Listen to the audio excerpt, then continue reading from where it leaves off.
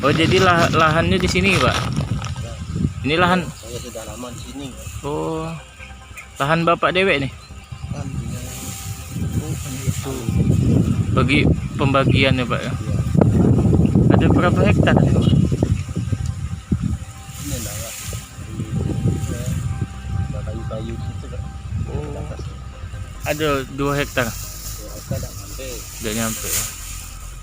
Ini dengan musim kemarau ini cak mana, Pak? Kalau musim kemarau ini hasilnya murah. Hasilnya ya, Pak ya. Biasanya berapa, Pak? Ada 150 kali. Kalau di kilo kan berapa tuh? Sekitar 1 ton ada. Ada. Oh, tapi semenjak musim kemarau ini berapa, Pak, yang bisa didapat, Pak? ini belum saya juga kan soalnya belum disidang semua. Apa kendalanya, Pak? Kalanya tahun ini ada 2 kendala. Penyakit dari batang Heeh. tadi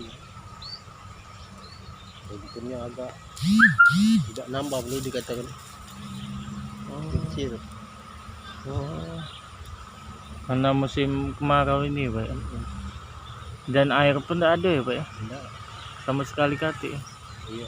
Jadi ngambil air buat ke sawah ini dari mana, Pak?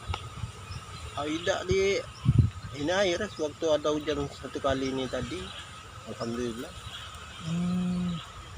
Ngisi. ngisi juga kan.